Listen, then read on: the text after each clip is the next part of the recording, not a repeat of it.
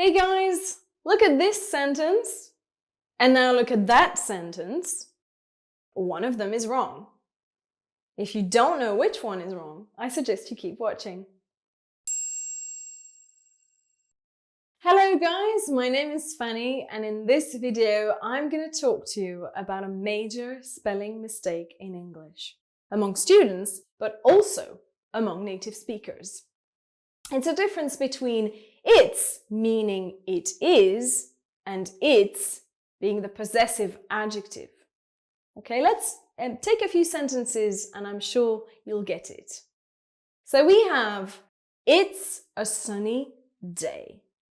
In this case, it's is the verb to be. So it means it is a sunny day. If we take the second sentence, the dog ate its food, this is not the verb to be, it's the possessive adjective for an object or an animal. So the food belongs to the dog, it is its food. Okay, so these are two different cases, but sometimes when we write, we confuse the two. And we will write the dog ate its food with apostrophe S, getting confused between its possessive adjective and its being the contraction of the verb to be. This is a very common mistake. If we take, for example, the sentence, it's my pen. Now look at the sentence. What do you think? Is this right or is this the wrong spelling? Well, it's wrong. It's my pen is the verb to be. Now, the best tip that I can give you, if you get confused, try and say it with the full form. Try and say it is.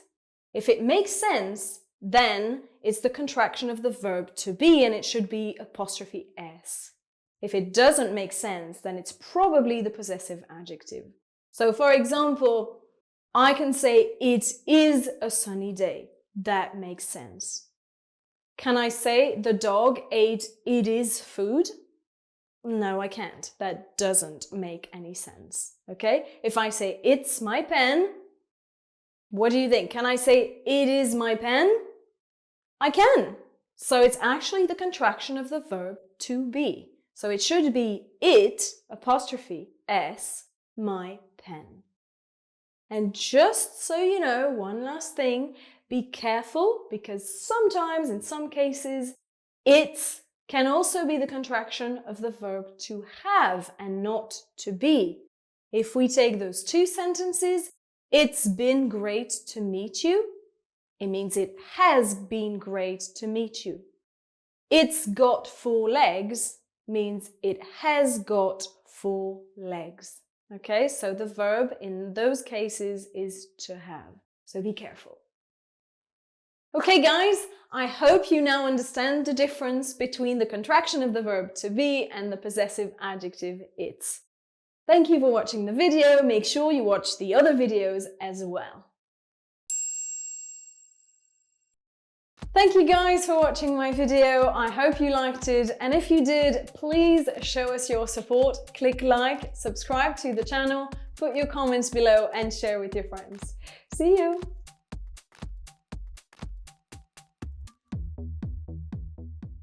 Hello guys, my name is Fanny, and in this video we're going to focus on there. The word there. It has 3 different forms and they're quite confusing for students. Now we're going to talk about spelling mistakes and pronunciation mistakes, okay? Just so you know. Now the first sentence, there is a house. It's the very basic form there is in English to show something. If we take the second sentence, it's their house, it's a different form of there. In this case, as you probably know, it's the possessive, okay? The house belongs to them, it's their house. And in the third sentence, they're in the house, it's obviously the contraction of the verb to be, so they are in the house. Okay, so 3 different forms. Now listen very carefully. I'm going to pronounce the 3 forms. There, there, there. Now, can you hear a difference? I can't. There is no difference, guys. The pronunciation is exactly the same. And because the pronunciation is the same, many students get confused when they write and they make spelling mistakes, okay? So be really careful when you write. You have to know whether it's the basic form there is, the possessive adjective there, or the contraction of they are. This is very important not to make spelling mistakes. And when you pronounce them, don't make it more complicated than it is. The sound is exactly the same. Okay, guys, back to our listening test now. Am I saying number 1, number 2, or number 3? Listen very carefully. There. What do you think? Well, I hope after watching my video you now know that it can be number 1, number 2, or number 3, because the pronunciation is always the same, okay? I hope you really understand and I hope this helps you. See you in the next videos. Thank you guys for watching my video. I hope you liked it, and if you did, please show us your support. Click like, subscribe to the channel, put your comments below and share with your friends. See you!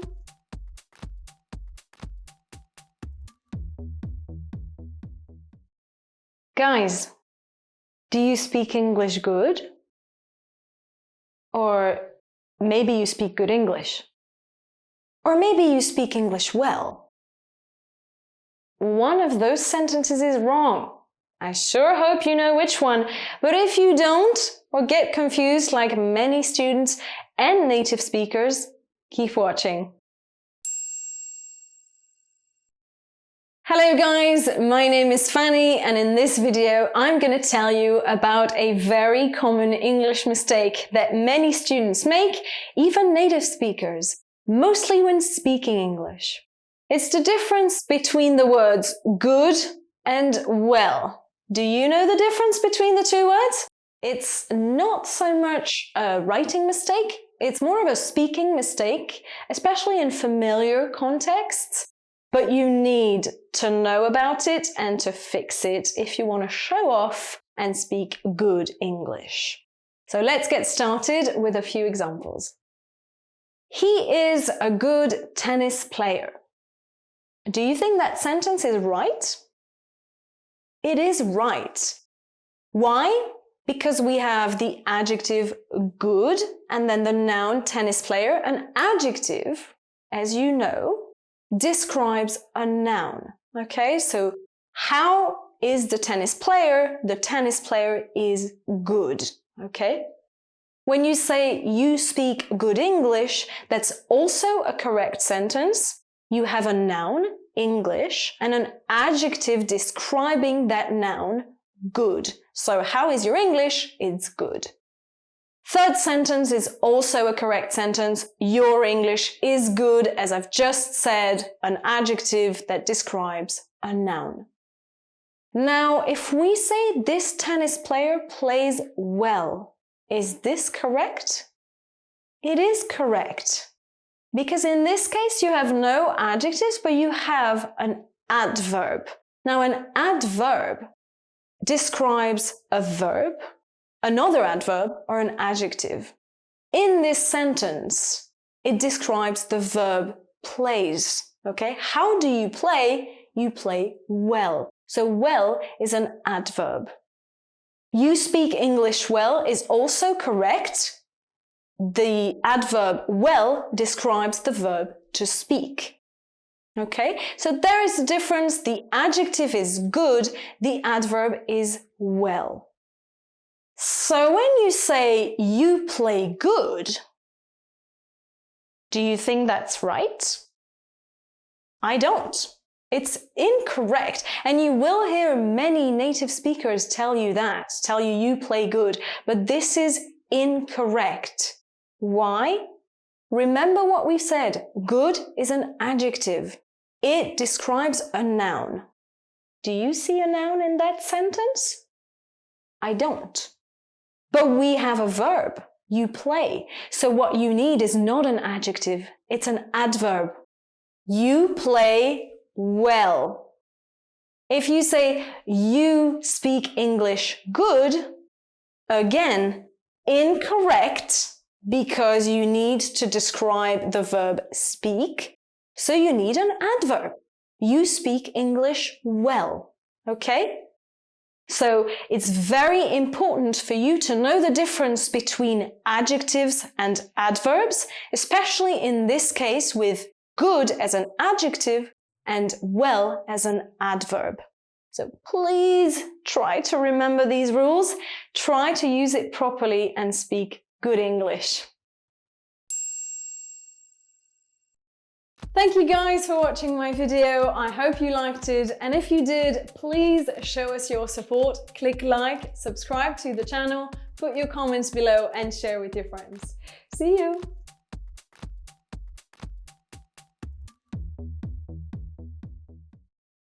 Hello Fanny, you're a great teacher.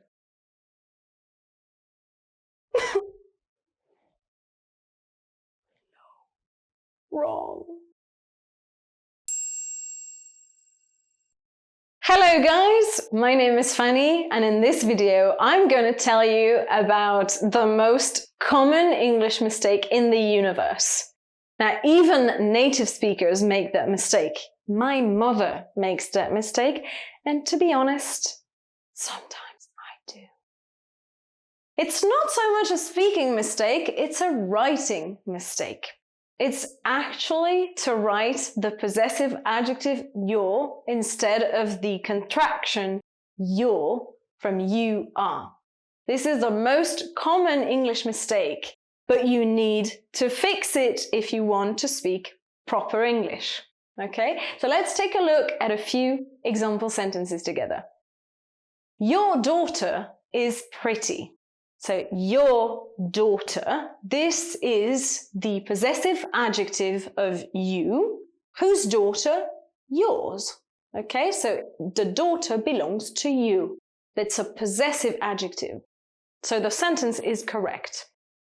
In the second sentence, you're a pretty daughter. See the difference? Now this is not a possessive adjective. This is the verb to be. But it's the contraction. So it's you are a pretty daughter, and the contraction is you're a pretty daughter. The problem here is that your possessive adjective and your contraction of the verb to be have the exact same sound in many English-speaking regions. Okay, it's very similar. So when we speak, it's the same. People don't hear the difference. So the very important thing is to write it properly. And there are so many spelling mistakes. If we look at the third sentence, you're a nice person, what do you think? Is the sentence right or wrong? Well, it's wrong. You're a nice person. You are a nice person. So it's the verb to be. Okay, so it's not your. This is the possessive adjective. And it should be your, you, apostrophe R-E. Okay? I hope you understand the difference between the possessive adjective your and the verb to be contracted, so your. Okay, so spelling is key here. And when you speak English, people don't hear the difference, so it's fine. But it's important to know how to write it. And in fact, if you look at Facebook pages, or Twitter accounts, even from native speakers, you will see this mistake. Don't hesitate to correct native speakers, okay? Everybody should stop making that huge mistake. I hope you now have a better understanding and you will not make that mistake again. Thank you very much for watching my video. Thank you guys for watching my video. I hope you liked it, and if you did, please show us your support. Click like, subscribe to the channel, put your comments below and share with your friends. See you!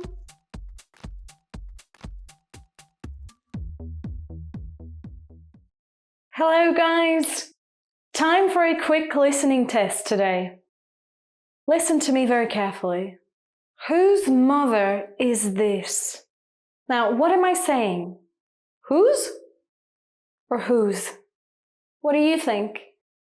If you don't know, or if you have difficulty with whose and whose, this video is for you. Keep on watching. Hi guys, my name is Fanny, and in this video I'm going to explain to you the difference between whose, W-H-O''S, and whose in one word, W-H-O-S-E. Now, it's very simple, but it's very confusing because they both sound the same. So even native speakers make a lot of mistakes, okay? So listen to me very carefully, it's very simple. Whose, W-H-O''S, is the contraction of the verb to be. So it's actually who is. If I say, who's on the phone? It's who is on the phone. Whose in one word, W-H-O-S-E, is the possessive. It means who does it belong to. For example, whose bag is this? Meaning, who does this bag belong to? And you can say, it's my bag, it's your bag, it's a possessive. If you really don't know, just try and replace the S or SE with the verb to be and see if it works. If it works, then it's the contraction of the verb to be. Let's see together with a few examples. First, who's calling? Which one is it? Is it the contraction of the verb to be, or is it the possessive? Can you say who is calling? Does that work? Yes, it does. So it is the contraction of the verb to be. Who is calling? Now, a second example. Well, let's take our very first example. Whose mother is this? Which one is it? Is it the verb to be, or is it the possessive? Can you say, who is mother is this? No, you can't. It's incorrect. It's the possessive. Whose mother is this? It's my mother. It's your mother. It's his mother. Okay? Now, one final example. Who's in the house? Come on, guys. Which one is it? Is it the verb to be, or is it the possessive? It's obviously the verb to be. You can say, who is in the house? Okay? I really hope you understand the difference. It's a very common mistake, but it's not difficult to fix. Okay? So keep practicing. Practice makes perfect. Thank you for watching, guys. Thank you guys for watching my video. I hope you liked it, and if you did, please show us your support. Click like, subscribe to the channel, put your comments below and share with your friends. See you!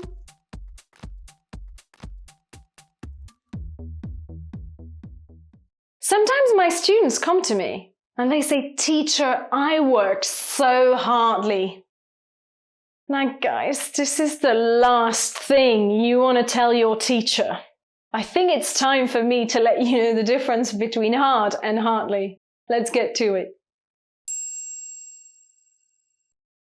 My name's Fanny, and in this video I'm going to tell you about the difference between hard and hardly. Because so many of my students keep making this huge mistake, they use hardly as an adverb, and this is incorrect, okay? So it's time to fix that mistake. Let's look at some example sentences together. Okay, so if I say, I'm a quick runner, or I run quickly, the meaning is the exact same. There's no difference. But in the first sentence, I use an adjective. I'm a quick runner, and it describes a noun because, as you know, an adjective describes a noun. In the second sentence, I run quickly. I go with an adverb that describes a verb. Okay? Most of the time, you can go from an adjective to an adverb by adding ly. So from quick, we have the adverb quickly. Same thing goes for the second sentence. Well, the third actually. She's a beautiful dancer. She dances beautifully. The meaning is the same, but in the first sentence, we use an adjective. She is a beautiful dancer. It describes a noun. She dances beautifully. That's an adverb, beautifully. We added ly. So when you say you're a hard worker, you might think that you can say you work hardly. You add ly, go from an adjective to an adverb, right? Well, I'm sorry guys, but this doesn't work. It's incorrect because hard is an exception. Hard is an adjective and an adverb. It's the same word. So you will say you work hard. Okay? You're a hard worker, you work hard. Hard is an adverb as well. Now, the word hardly does exist in the English language. The problem is that the meaning is completely different. Hardly means almost not. So actually, when you say you hardly work or you work hardly, it means you practically don't work. You really don't work. Okay? So you'll understand if you tell me I work hardly, I'm going to get really angry. Okay? So this is a huge mistake that you need to fix. The adverb of the adjective hard is hard, and hardly means almost not. So for example, I work hardly means I almost don't work, and I work hard means I work a lot. I hope you understand the difference between hardly and hard. It is a common mistake, but you need to fix it now if you want to be a good English speaker. Thank you guys for watching my video. I hope you liked it, and if you did, please show us your support. Click like, subscribe to the channel, put your comments below and share with your friends. See you!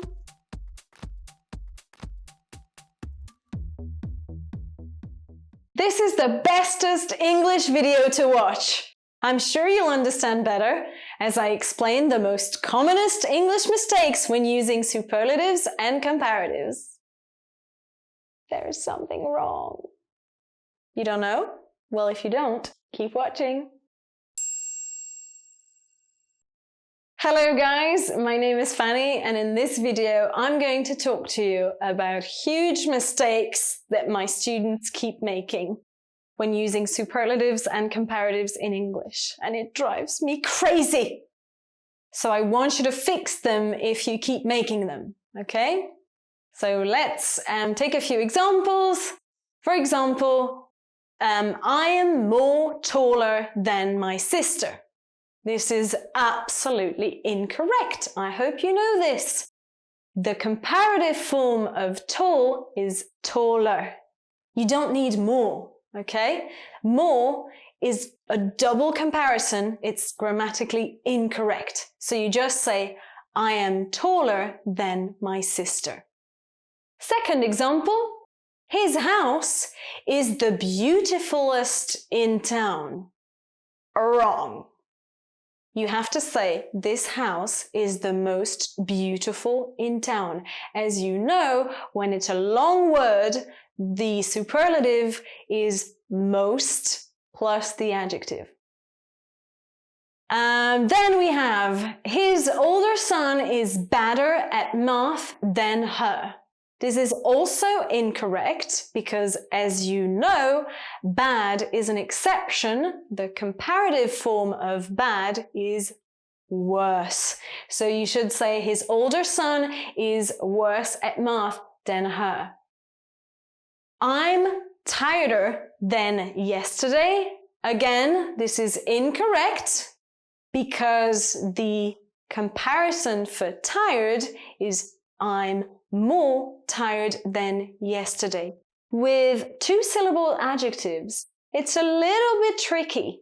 Most of the time when they end in Y, you just add ER. When they don't, you use more. So in this case, we say I'm more tired than yesterday. And finally, this is my most happiest day. Again, double superlative. This is incorrect. You can just say, this is my happiest day. Okay? I know you know the rules, but please stop making these mistakes. If you do, that would be really nice. Thank you for watching. Bye. Thank you guys for watching my video. I hope you liked it. And if you did, please show us your support. Click like, subscribe to the channel, put your comments below and share with your friends. See you.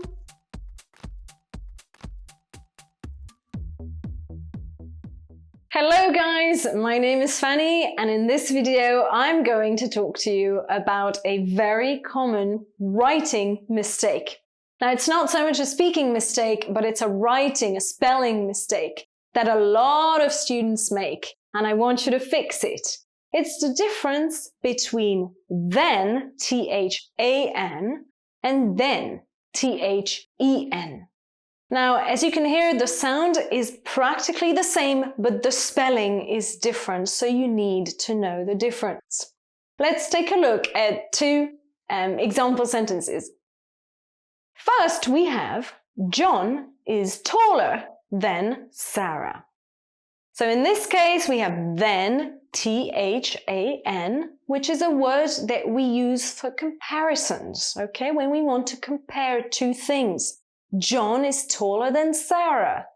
I am more beautiful than you, okay? In this case, you will use T-H-A-N. Now, if we look at the second sentence, I went to school, then I went home. Now, in this case, then is spelled T-H-E-N and has a very different meaning. We use then, T-H-E-N, as a word to mark a sequence of actions, okay? So it's a time word that we use in English. I went to school, first action, and then I went home, second action, okay? So two different meanings, different spellings, and it's a very common writing mistake. My students keep making this mistake and it drives me crazy. Okay, so I hope that you now know the difference between the two words. Please be good students, avoid that horrible English mistake. Thank you very much. Thank you guys for watching my video. I hope you liked it. And if you did, please show us your support. Click like, subscribe to the channel, put your comments below and share with your friends. See you.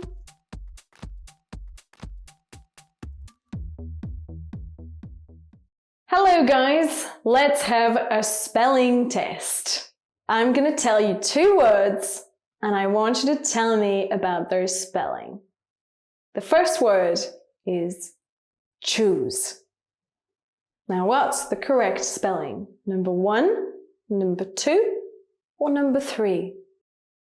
Second word now. Lose.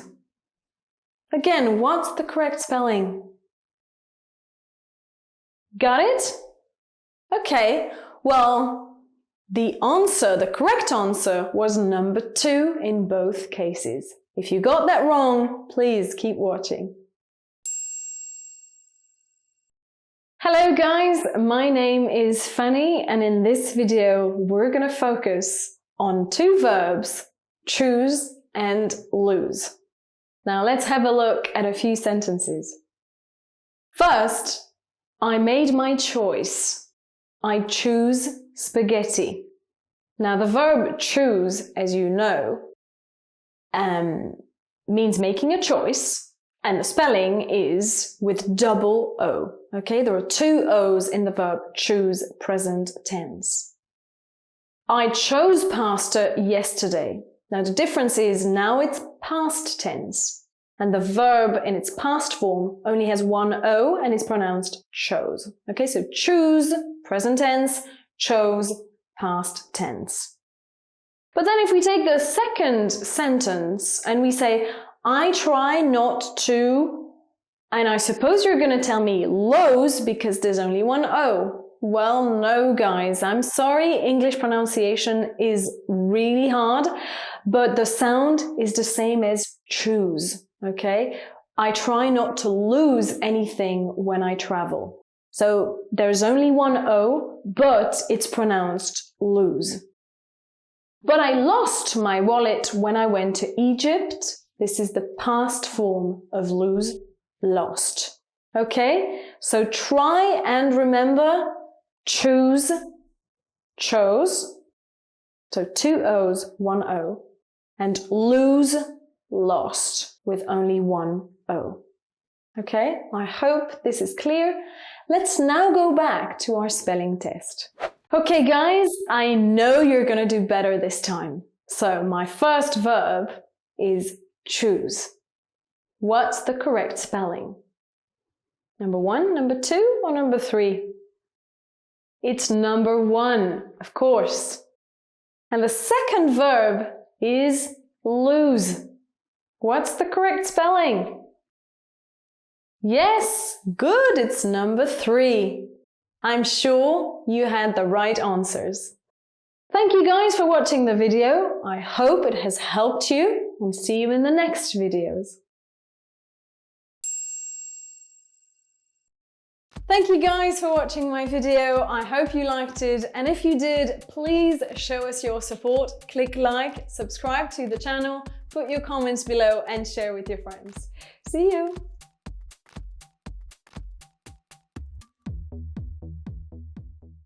Guys, did you do your English homeworks? Wait, what? That's not right.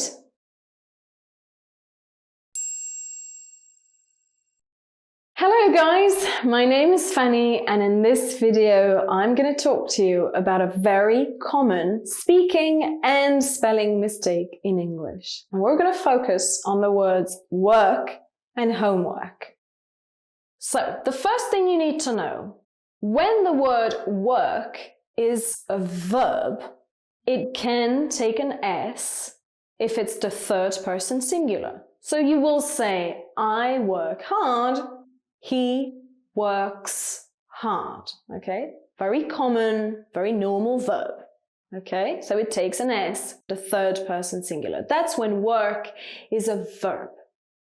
Now when you say, I have a lot of work, work, in this case, is not a verb, it's a noun.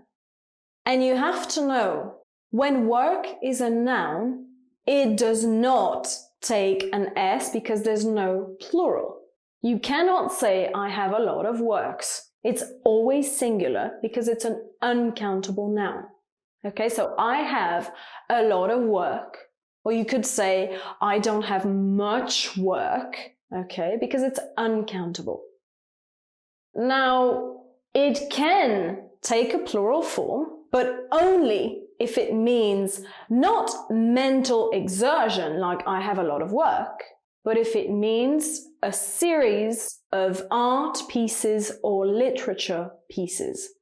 And that's the only meaning of the word work that allows you to use the plural form. So, for example, you can say the works of Picasso. The works of Picasso, meaning the paintings of Picasso, okay? So art pieces. That's not the same as I have a lot of work, okay? Now, when you use the compound noun homework, it's exactly the same as work as an uncountable noun. It's uncountable, okay? So when you say, I have a lot of homeworks, it's wrong. you cannot use the plural form. It's uncountable. You have to say, I have a lot of homework.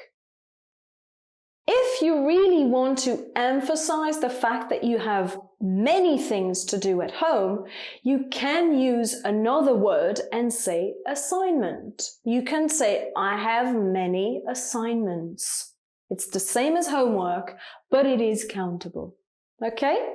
So in a nutshell, work as a verb does take an S if it's the third person singular. Work as a noun is uncountable unless it means pieces of art or pieces of literature. And the word homework is also uncountable, no plural form. Okay guys, I really hope you understand that. I hope it has helped. Please make sure to watch the other videos, and as we say in French, au revoir. Thank you guys for watching my video. I hope you liked it, and if you did, please show us your support. Click like, subscribe to the channel, put your comments below and share with your friends. See you!